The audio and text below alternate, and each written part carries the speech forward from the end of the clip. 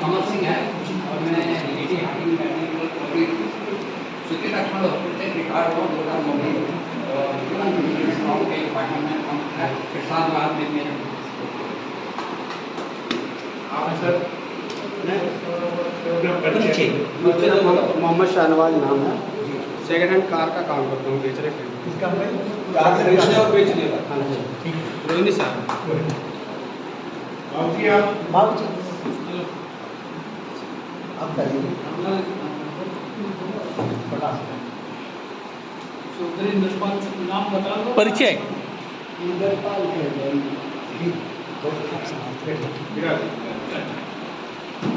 Sir आप बैठ जाइए। बैठ जाओ आप सभी को कुछ दिनों को मेरा नमन। मैं अभिराम सिंह सेक्टर 14 रोहिणी से हूँ और अध्यापक रिटायर्ड हुआ हूँ कैसल से और इसी काम में जो आप काम कर रहे हैं उससे काम हो गए नहीं जो आपसे मिलोगे अच्छी बात है।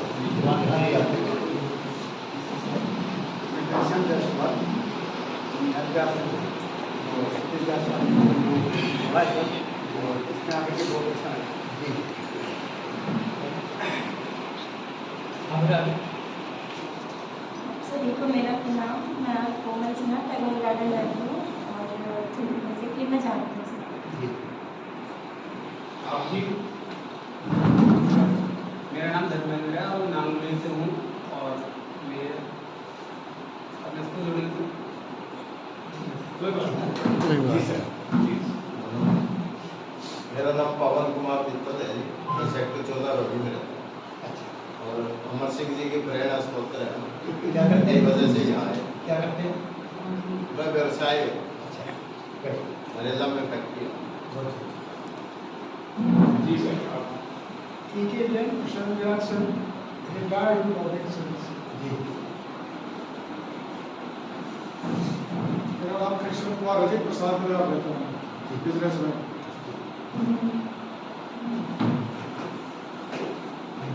मेरा नाम बनवारी लाल है, नाम भी आ जाता हूँ।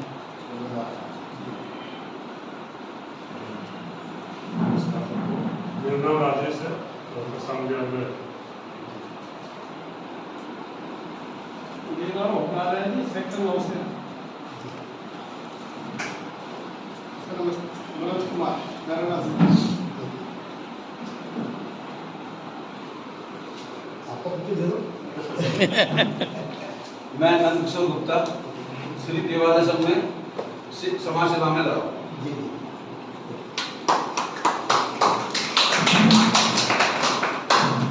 हमारे समाज के आप प्रधान के रूप में काम करते हैं। और ये संस्कृति मंच। हमारे संस्कृति में तो फिर अपने समाज में कुछ ही लोगों ने समाज को जगाने का काम किया है, कुछ लोगों ने किया। भीड़ तो बहुत लोगों के पीछे गए। जैसे मैं कहा करता हूँ महात्मा गांधी जी के पीछे भीड़ लगी, लेकिन लोगों को जगाया सुभाष चंद्र ने या स्वामी दयानंद ने जगाया, लोगों एक नई चेतना दी। और आज फिर हमारे को जागने की जरूरत है। आज फिर अपने को जागने की जरूरत है। कल मेरी किसी से बात चल रही थी, मैं बाहर गया था तो एक घर में हमारे रिलेशन में बहू थी, वो पूछ रही किसी बात से कि ये कई बार मन करता है कि ये काम नहीं करना चाहिए, फिर हम कर लेते हैं। पता है कि ये काम नहीं करना चाहिए, फिर भी हम कर लेते हैं। हर व्यक्ति के अंदर आत्मा आवाज़ देती है ये काम गलत है, ठीक नहीं, हर व्यक्ति को। और आहिस्ता आहिस्ता हम उसको आत्मा को कमज़ोर कर देते हैं और बिल्कुल उसको मार देते हैं। क्या कारण? तो मैंने पूछा बेटा आप नहाते कितनी बार हो? दिन में हर रोज नहाते हो? कहते हाँ जी। मैं कहा हर रोज मत नहाया करो, क्या फर्क पड़ता है, महीने में नहा लो। कहते नहीं जी नहीं, नहाना जरूरी है। दिन में कितनी बार हाथ धोते हो? कई बार धोते हैं, खाना बनाया तो, सफाई की तो, कपड़े धोए तो। क्यों? अगर हम हाथ दिन में बार बार नहीं धोएंगे या हर रोज स्नान नहीं करेंगे तो बिना कुछ किए भी कमरे के अंदर बैठे हुए अपने शरीर के ऊपर धूल जड़नी शुरू हो जाएगी। लेकिन ये विचारों की धूल को झाड़ते कुछ नहीं करते। ऐसे इस मन के ऊपर वातावरण में दूषित जो धूल है वो भी चढ़ती रहती है और उसको भी निरंतर मांझने की जरूरत है। आमतौर पे आजकल कहा करते हैं, आप तो कहा करते हैं कि बच्चे बिगड़ गए। आमतौर पर बुजुर्गों की शिकायत सुनी है, मेरे मित्र मेरी उम्र के भी कई हैं कि बच्चे जरा रास्ता भटक गए। तो मैं कहा करता हूँ दोष किसका है? डॉक्टर अच्छा वो है जो डायग्नोज करके फिर दवाई देता है कि रोग का कारण क्या है, टाइफाइड है या मलेरिया है। अगर मलेरिया हो दवाई दे दे टाइफाइड की तो भी नुकसान हो जाएगा, टाइफाइड है और दवाई दे दे मलेरिया की तो भी नुकसान हो जाएगा। अगर डायग्नोज करना है तो मैंने मेरे मित्र ने कहा, तो पूछा दोष आपका है बच्चे का है? मेरा दोष क्या है? आपको यही ढूंढने की जरूरत है दोष कहाँ पर। बच्चा कैसे बनता है? उसने कहा कि संगत से। मैंने कहा नहीं, दो चीजों से। एक बच्चा बनता है माता पिता के विचारों से, संस्कार से कि माता पिता के खून में क्या था, और दूसरा उसको संगत कैसे मिली, वातावरण कैसा मिला। इन दो चीजों से किसी व्यक्ति का निर्माण होता है। तो मैंने कहा जब बच्चे ने जन्म लिया, क्या बच्चे की चॉइस थी कि मेरे माँ बाप कौन बनेंगे? बच्चे की कोई चॉइस नहीं थी कि मेरी ये माँ बनेगी, मेरे ये पिता बनेंगे। गर्भ के दौरान जब माँ के मन में जो विचार आए, क्या बच्चे का उस पर कंट्रोल था? बच्चे को उस पर कोई कंट्रोल नहीं था। माँ चाहे तो हिरण्यकशिपु के घर में प्रहलाद पैदा कर सकती है, माँ चाहे अपने विचारों से। इसका एक और उदाहरण बड़ा अच्छा आता है कि कश्यप ऋषि की दो पत्नियां थी, अदिति और दिति। अदिति के विचार अच्छे थे तो उसके पुत्र देवता बन गए, दिति के विचार दूषित थे तो उसके पुत्र दैत्य बन गए। एक ही पिता की संतान, माँ का पुत्र। बच्चे का उस पर कोई जोर नहीं था। उसके आगे आगे जिस घर में बच्चा पैदा हुआ, जिस मोहल्ले में बच्चा पैदा हुआ, क्या उस बच्चे की चॉइस थी कि मुझे मोहल्ला नहीं चाहिए, मुझे घर नहीं चाहिए, मुझे बहन भाई नहीं चाहिए, ये मामा चाचा ताऊ बुआ उसी के लड़के मुझे नहीं चाहिए? नहीं चॉइस थी। जिस स्कूल में पढ़ने गया, किसने भेजा उसको? हमने चुना, ये स्कूल अंग्रेजी स्कूल यहाँ भेजेंगे, ये स्कूल हमें उर्दू पढ़ाता है यहाँ भेजेंगे, ये स्कूल हिंदी पढ़ाता है वहाँ भेजेंगे। बच्चे की चॉइस कहाँ थी? जिस अध्यापक से पढ़ा हो, जिन बच्चों के साथ पढ़ा हो, बच्चे की कोई चॉइस नहीं। तो बच्चा किसी को कहा भाई मैंने लिख लिखा इसको। तो एक महिला का फोन आया मेरे पास, उसका बेटा 10वीं क्लास में पढ़ता था कि अंकल 10वीं 11वीं के बाद हमारा बच्चे पे कंट्रोल कैसे रहेगा?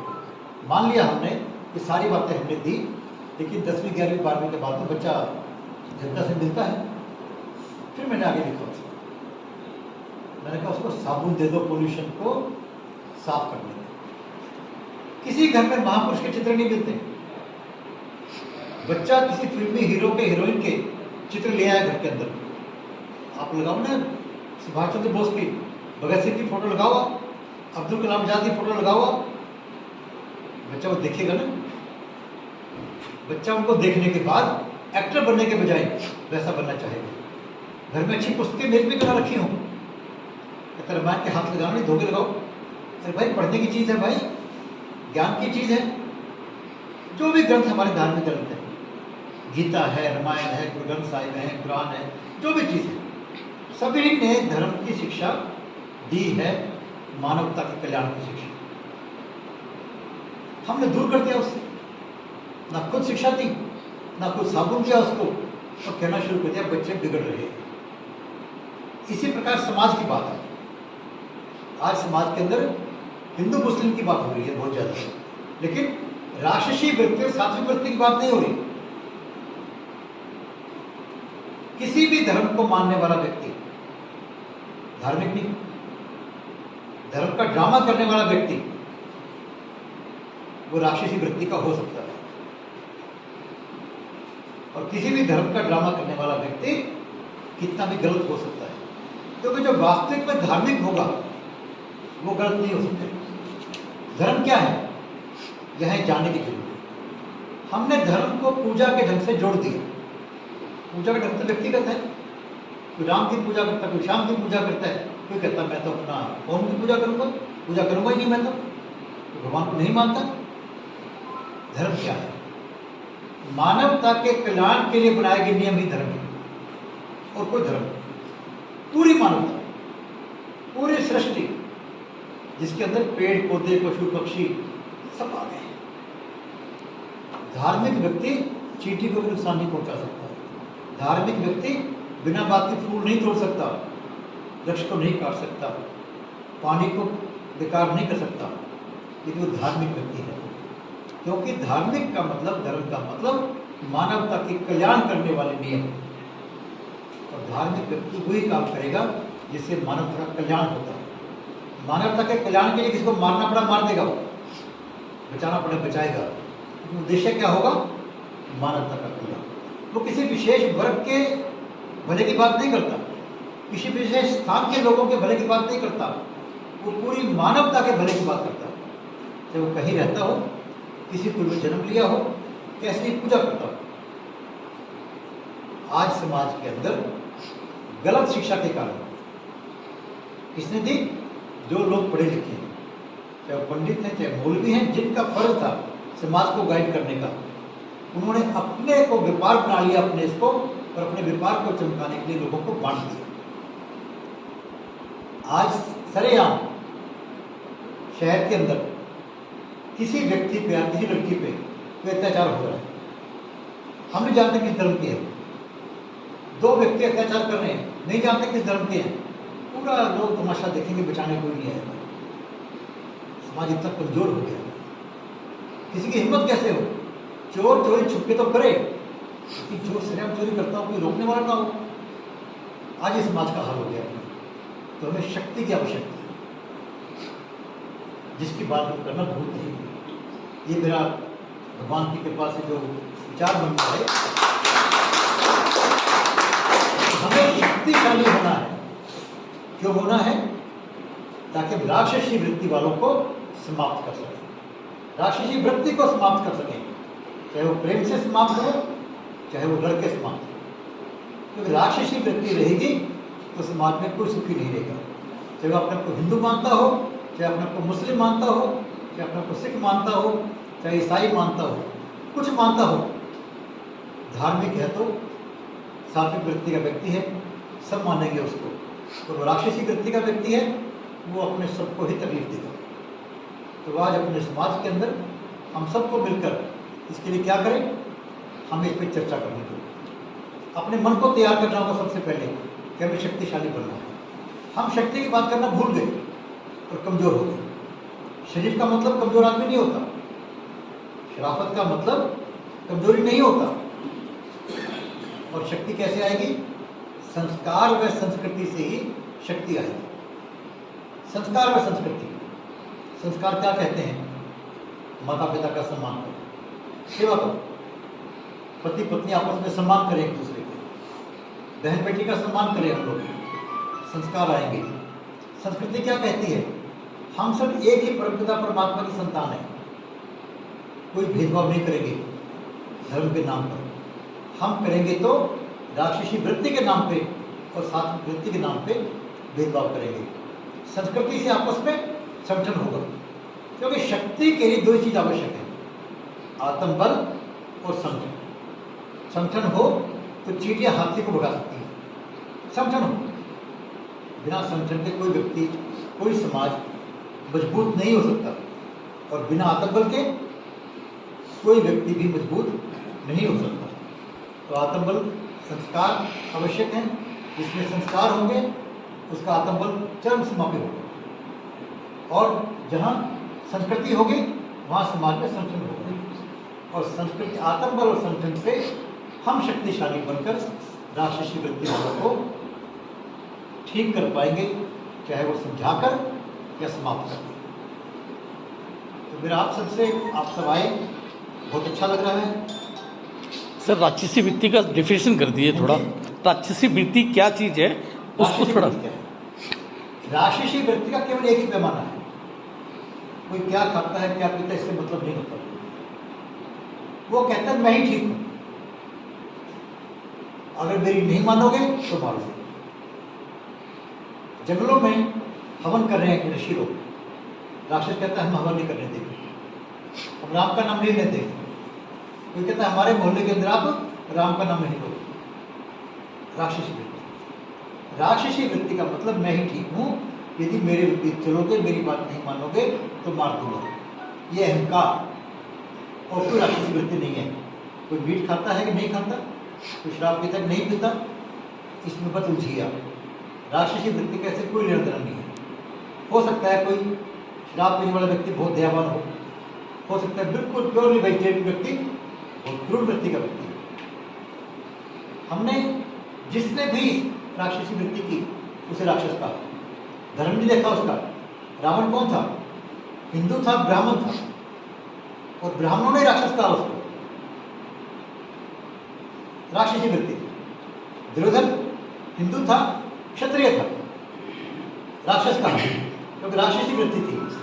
तो ईसा मसीह को मारने वाली राक्षसी वृत्ति क्यों नहीं कहते? राक्षसी वृत्ति थी। गुरु तेग बहादुर को मारने वाली राक्षसी वृत्ति क्यों नहीं होगी? मैं और विजय को भी राक्षसी वृत्ति का व्यक्ति कहता हूँ, क्योंकि उसने बिना कसूर के, कसूर से मारो तो ठीक है, केवल इस कारण से कि मेरी बात नहीं मानी तो उसको मार दूंगा। इसका धर्म के नाम से कोई लेना देना नहीं है। जो राक्षस, अगर हम नहीं मानेंगे इस बात को तो वो हमें ही तंग करेंगे। राक्षसी वृत्ति वाला व्यक्ति अपने पड़ोसी को भी राम से नहीं रहने देगा, तो निश्चित है। आज लोग बट गए हैं जात के अंदर, पात के अंदर, बट गए हैं धर्म के नाम के ऊपर, जबकि ये नहीं जानते कि धर्म क्या है। धर्म तो बांटता कभी नहीं है, धर्म तो जोड़ता है, क्योंकि धर्म मानवता से लिख रखता है। किसी व्यक्ति विशेष से, किसी जाति विशेष से, किसी ग्रुप विशेष से धर्म का कोई लेना देना नहीं है। तो मेरा तो इतना ही, जितना जानता हूँ मैं इतना ही कहना चाहूँगा। कोई प्रश्न आप लोगों के हो इस बारे में, या आप कुछ अपना ज्ञान दीजिए, कुछ लोगों को आशीर्वाद दीजिए। आदरणीय गुप्ता जी, वैसे तो आपके बाद मेरा बोलना उचित नहीं, लेकिन मैं अपना परिचय भी नहीं दे पा। मेरा नाम सुरेंद्र पाल कुमार है। मैं आर्य संस्कृति मंच से जुड़ा गया हूँ।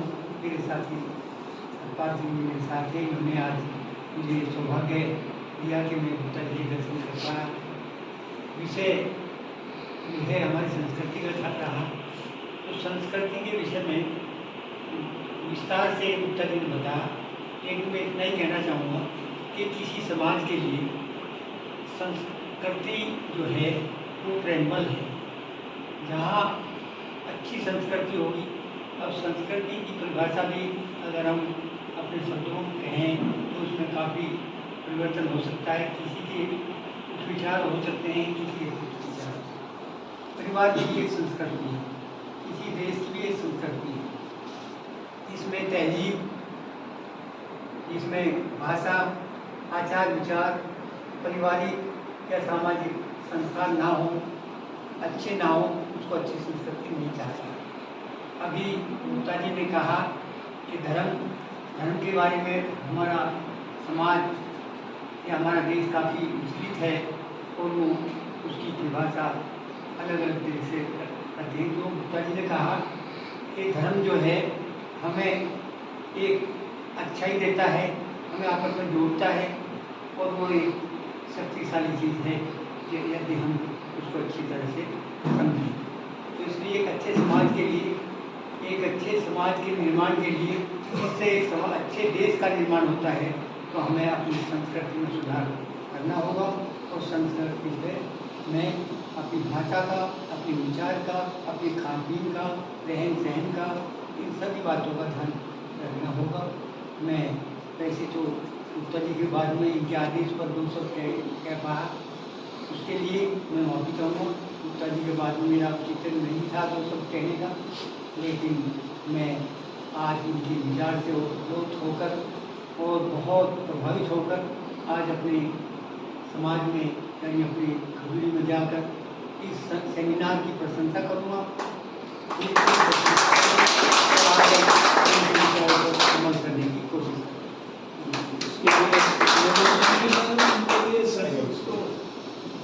आएंगे 2 तारीख है शायद सावन से आए 2 तारीख कल सुबह जो 6 बजे क्या करना भाई? सहारनपुर में कहाँ जाना है? रवि बताइए कहाँ चल जाता है? आपके आदेश की शायद नहीं खाती है। नहीं आदेश नहीं आ गए आदेश तो बहुत बड़ी बात कह दी आपने।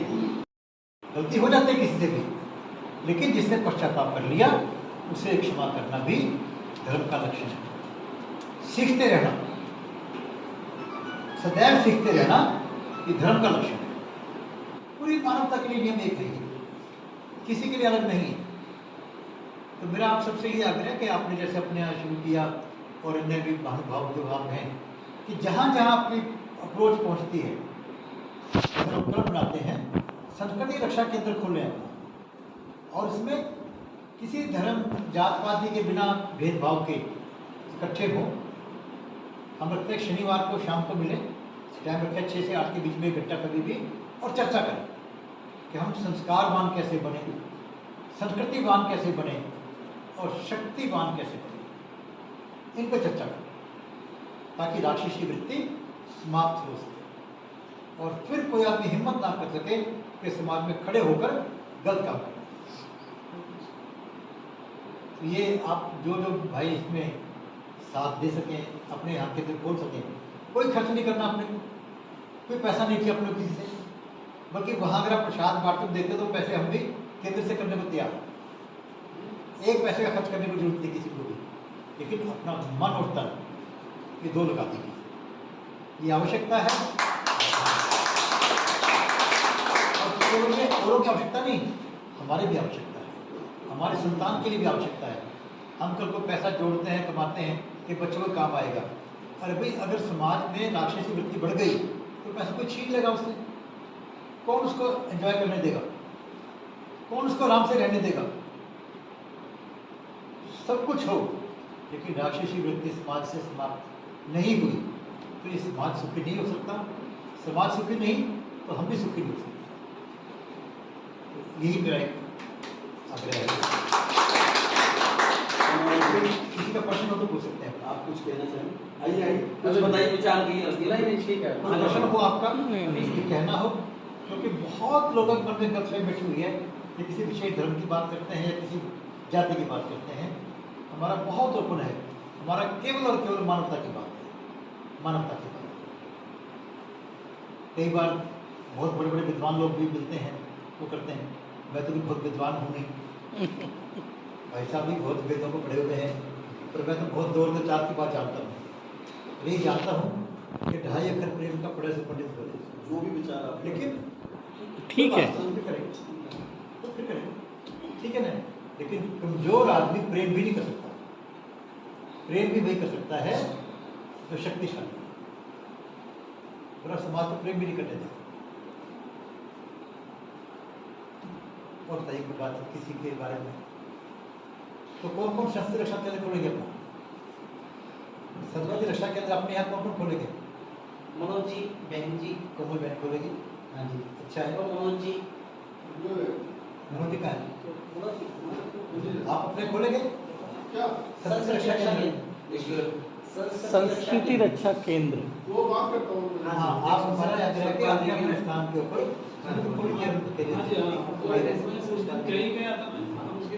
देखिए। मेरा आप सबसे यही आग्रह है कि संस्कृति रक्षा केंद्र खोलेंगे हम लोग, तभी संस्कृति आगे बढ़ेगी। उसमें हमने विचार करना है कि शक्तिशाली कैसे बने, संस्कारवान कैसे बने, संस्कृतिवान कैसे बने।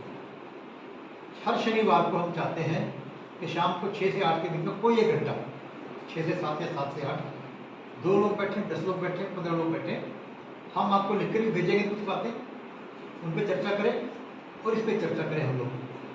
प्रभु का धन्यवाद, माता पिता का धन्यवाद करें, समाज का धन्यवाद करें, गुरुजनों का धन्यवाद करें। शुरुआत तो इससे करें और फिर चर्चा करें कि हम शक्तिशाली कैसे बने और राक्षसी वृत्ति को समाप्त कैसे करें। कोई पैसा नहीं लगता आपका, कोई ज़्यादा समय नहीं चाहिए आपका। अपने मोहल्ले के पड़ोस के 2 लोग बुलाओ, कोई 4 लोग बुलाएं। जितने संस्कृति रक्षा केंद्र खुलेंगे उतना ही हम इसका प्रचार और प्रसार कर पाएंगे, समाज को जागृत कर पाएंगे। जैसे जितने स्कूल खुलते हैं बच्चे पढ़ते हैं, ऐसे एक स्कूल की तरह ये केंद्र हमें खोलने हैं। तो जो भाई खोलेंगे उनका हमारे पे बड़ी कृपा होगी। बहुत धन्यवाद होगा आप लोगों का। और मैं बहुत सबसे आपसे हाथ जोड़कर ये बेनती करूंगा कि आप अधिक से अधिक संस्कृति रक्षा केंद्र अपने आप खोलें, अपने मित्रों के यहाँ खुलाएं। आप बोलिए। सर मेरा ये विचार था कि एक हम बैच बनवाएं आगे श्री देवालय संघ के लिए। मतलब हर जब भी कोई व्यक्ति यहाँ पे आए, हम उस बैच को हर किसी व्यक्ति की जेब पे लगा दिखाएंगे, जिससे वो हमें, हम कहीं भी जाते हैं, कहीं भी मिलते हैं, जैसे आप कहते हैं कि पुलिस वाले के अटैक रहता है, पुलिस वाला है, तो हमें भी कोई देखे तो हमें ये कहे कि देवालय संघ से आए हुए, तो और वो हम नहीं चर्चा करना चाहें, वो सामने पूछे देवालय संघ है क्या, जिससे हम वो उसे कुछ विचार रख सके उसके आगे। जी बहुत बढ़िया। सहमत है इस बात से भाई? जी बहुत बढ़िया। सहमत है। इसके लिए बैच बनाने के लिए जो मैसेज है जो उसकेगा सब हमारे इसके लिए भी आ सकते। हम उस पर बैच में लिखेंगे संस्कृति रक्षक, ताकि वो लिखे क्या होगा। जी वही ठीक रहेगा। संस्कृति रक्षक जी, तो उस पर लिखेंगे नीचे श्री देवालय संघ, अच्छे शब्दों में पढ़ ले आदमी, संस्कृति रक्षक लिखा जाएगा उस पर, ठीक है, तो ताकि वो छुपा ना सके। जी मैं संस्कृति रक्षा के लिए कार्य कर रहा हूँ। ये बहुत अच्छा सुझाव आपका। हम देवालय संघ में आने से पहले हमारे जैसे मीटिंग शुरू करते हैं सर, एक और है कि हम सब मिलकर एक छोटी सी पहले प्रार्थना शुरू करें, जिससे हमारे अंदर एक जोश आएगा भगवान के लिए। छोटी सी प्रार्थना है ताकि हम इससे संघ को आगे बढ़ाने में और अच्छी मजबूती से हम आगे निकलें। बहुत अच्छा। मैंने भी कहा था जो कि हम अभी एक बना रहा हूँ प्रार्थना छोटी सी, कि उसको हम धन्यवाद से शुरू करेंगे भगवान का। हम भगवान का धन्यवाद करने भूल जाते हैं, भगवान का धन्यवाद करना हम भूल जाते हैं। तो थोड़ी सी प्रार्थना बना रहा हूँ, उसको शुरू करेंगे और 3 संकल्प जो अपने हैं इनसे हम समाप्त करेंगे। 3 जो संकल्प हैं, तो कौन पढ़ेगा संकल्पों को? ऐसा पढ़िए, कभी पढ़ लीजिए। हाँ जी, मैं तो मोबाइल में आइए, आप दीपक जाइए।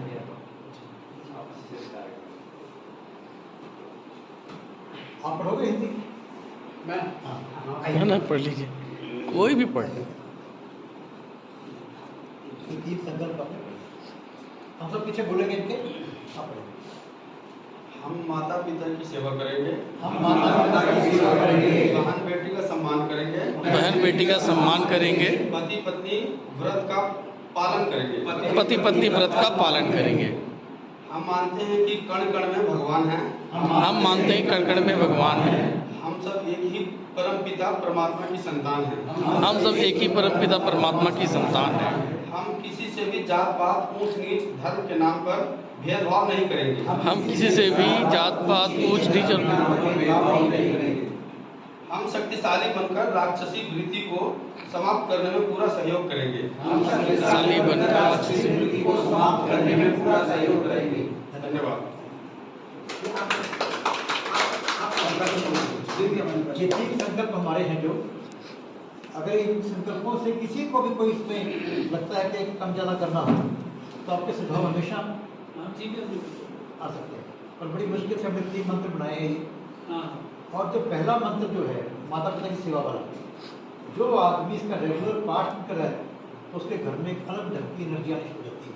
डॉक्टर साहब जैसे एक एक्सपेरिमेंट कैसे डॉक्टर साहब? एक्चुअली क्या होता है कि जब इस तरह के सकारात्मक चीज़ों का बार बार चैंटिंग करते हैं, तो हमारे जहन से हार्मोन्स पैदा होते हैं। कोई भी काम हम करते हैं, यही नहीं, कोई भी काम हम करते हैं, जब उसको कंटिन्यूसली करते हैं तो एक अलग तरह का हार्मोन्स हमारे शरीर में पैदा होता है उसी क्षण। जैसे आपको गुस्सा होता है, आपके अंदर कोर्टिसोल ज़्यादा हो जाता है तो आपको गुस्सा आता है, उसी तरह शांत होता है तो दूसरा हार्मोन उसके कंपैरिजन में आ जाता है। तो इसी तरह जब सर्वे जो बनाया है उस पर हमने यहाँ पर एक बार किया भी था, रिसर्च भी किया था, सबने किया था, तो सबका जो फीडबैक आया वो भी बहुत अच्छा था। उसमें क्या होता है कि दो चीज़ें, दो हार्मोन्स हैं। एक तो है एंडोर्फिन, आप मेडिकल साइंस में जो भी गूगल पे जाके सर्च कर सकते हैं।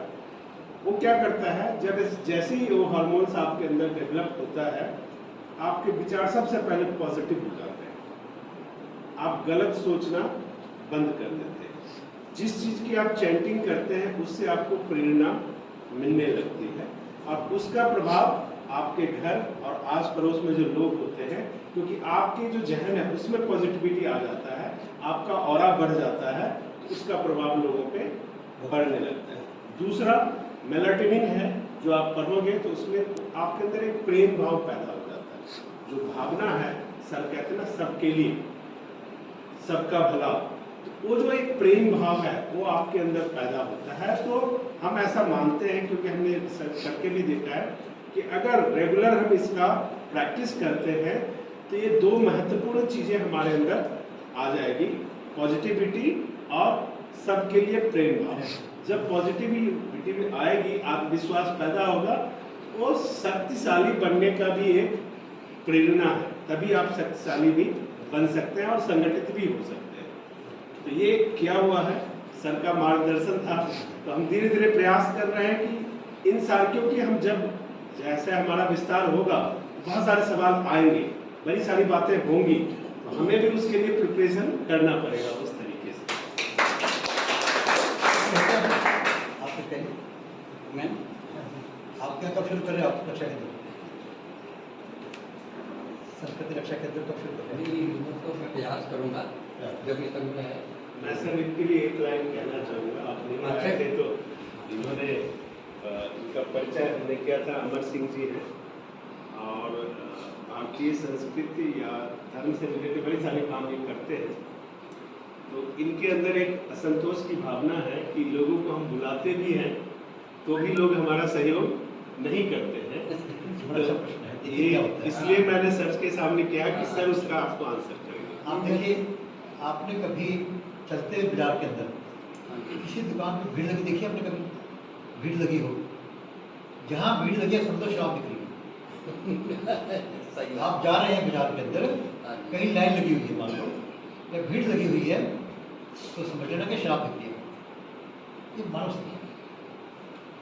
पानी अगर डाल दें यहाँ पर, कहाँ जाएगा, किस तरफ जाएगा? ढलान होगी, नीचे। तो ऐसे मानव जो मन है ना, ये मानव का मन है, ये हमेशा गलत रास्ते की तरफ आकर्षित होता है और पानी को उठाने के लिए मेहनत करनी पड़ती है। इसी प्रकार इस मन को काबू करने के लिए, मन को ऊंचा उठाने के लिए बहुत मेहनत करनी पड़ती है। मैं आपको एक बार बात बताता हूँ। हम सब यहाँ विद्वान बैठे हैं, कुछ मेरे से बड़ी उम्र के भी लोग हैं। अगर एक बच्चा 25 साल का जवान शराब पीता,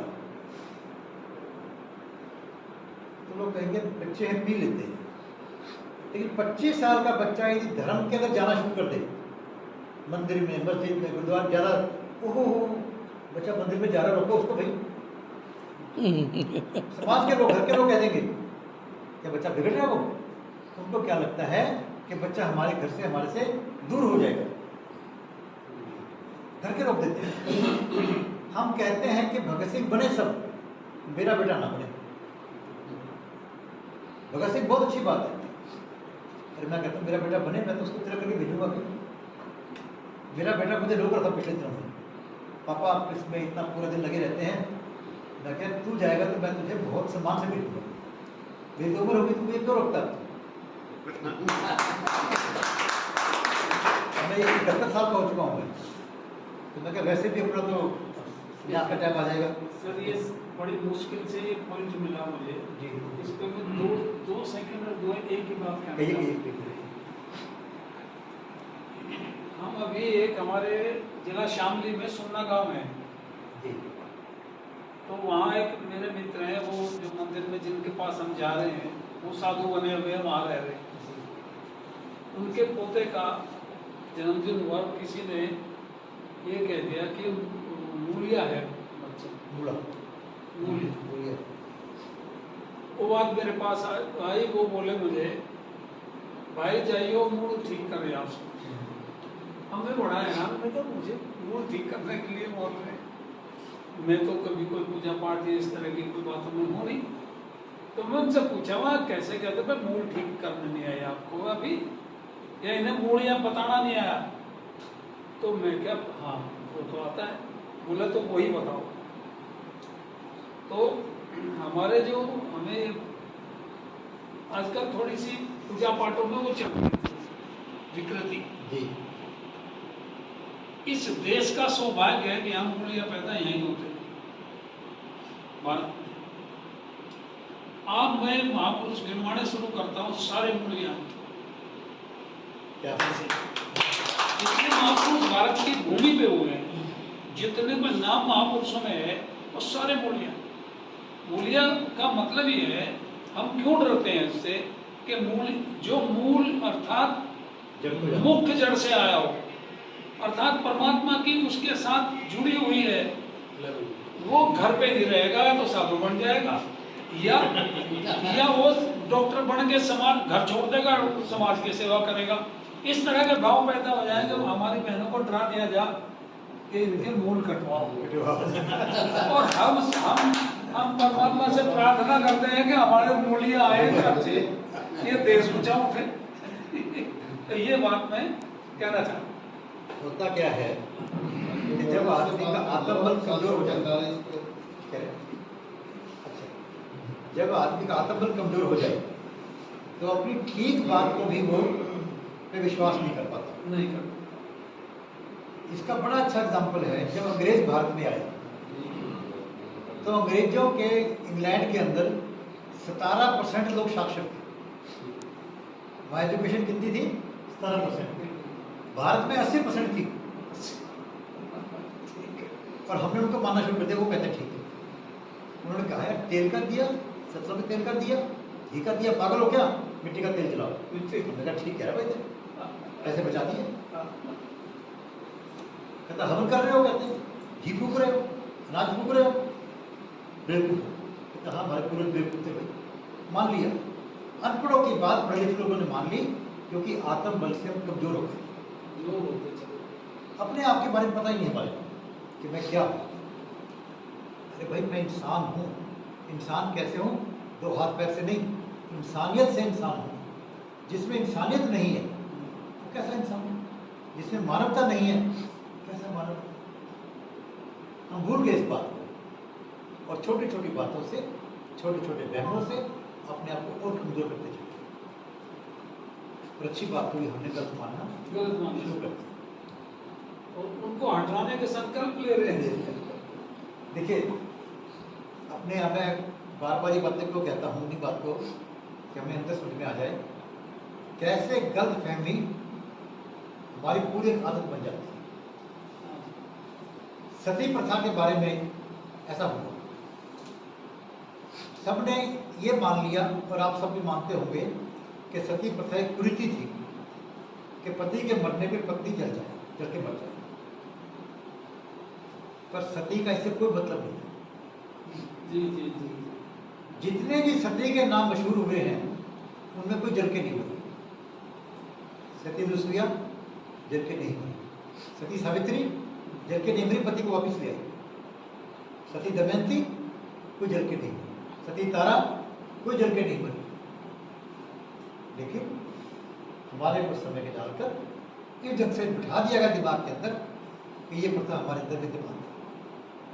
तो ऐसे कई बार इतनी बड़ी बड़ी गलतियाँ, गलत फहमी अपने पाल लेते हैं। जैसे कि भेड़ का, शेर का बच्चा भेड़ की खाल पहन के भेड़ बन जाए, बता दिया जाए तो भेड़ है, और भूल गए अपने मूल स्वरूप। जैसे मूल की बात की आपने, हम अपने मूल स्वरूप को भूल गए।